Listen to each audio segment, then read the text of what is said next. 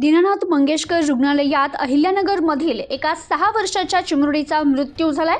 तर याबाबत अहिल्यानगरचे खासदार निलेश लंके यांनी सखोल चौकशी केली आहे। दीनानाथ मंगेशकर रुग्णालयात पुन्हा एकदा अत्यंत धक्कादायक आणि संतापजनक प्रकार समोर आलाय। अहिल्यानगर जिल्ह्यातील पारनेर तालुक्यातील एका 6 वर्षाच्या मुलीचा मृत्यू झालाय। ही मुलगी डोळ्यांच्या तिरळेपणाच्या शस्त्रक्रियेसाठी दीनानाथ मंगेशकर रुग्णालयात दाखल झाली होती। मात्र शस्त्रक्रिया चालू असताना ती अत्यवस्थ झाली आणि नंतर तिचा दुर्दैवी मृत्यू झालाय। या घटनेनं मंगेशकर रुग्णालयातील कारभार पुन्हा एकदा वादाच्या भोवऱ्यात अडकलाय। अहिल्यानगरचे खासदार निलेश लंके यांनी या दुर्दैवी घटनेवर संताप व्यक्त केलाय। दोषी आढळणाऱ्या डॉक्टर, कर्मचारी आणि हॉस्पिटल प्रशासनावर कठोरात कठोर कारवाई करा अशी मागणी त्यांनी केली आहे। खासदार लंके म्हणाले, माझ्या अहिल्यानगर दक्षिण लोकसभा मतदारसंघातील सुपा पारनेर येथील रहिवासी असलेली प्रियांशी बागडे ही अवघी 6 वर्षाची चिमुरडी डोळ्यात तिरळेपणाचा त्रास असल्यानं शस्त्रक्रियेसाठी दीनानाथ मंगेशकर रुग्णालयात दाखल झाली होती। रुग्णालय प्रशासनानं सर्व वैद्यकीय तपासण्या आणि रिपोर्ट पूर्णपणे नॉर्मल असल्याचं सांगत पालकांना शस्त्रक्रियेसाठी परवानगी दिली होती। डॉक्टरांच्या सांगण्यानुसार पालकांनी पूर्ण विश्वास ठेवत आपल्या निष्पाप मुलीला उपचारासाठी या रुग्णालयात दाखल केलं।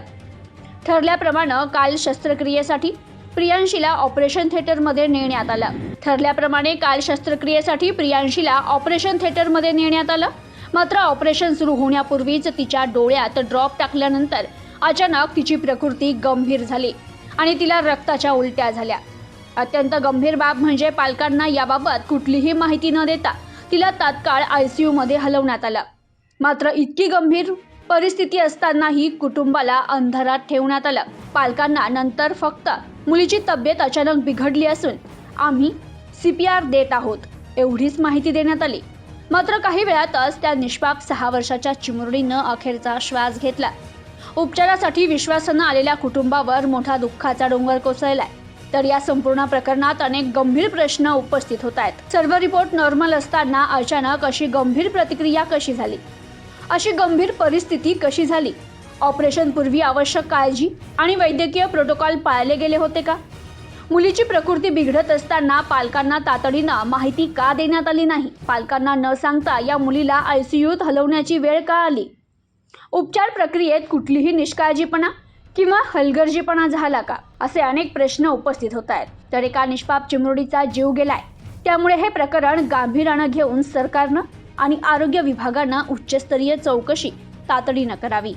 दोषी आढळणाऱ्या डॉक्टर, कर्मचारी आणि हॉस्पिटल प्रशासनावर कठोर कारवाई करावी अशी मागणी खासदार निलेश लंके यांनी केली आहे। Bureau report, news today 24।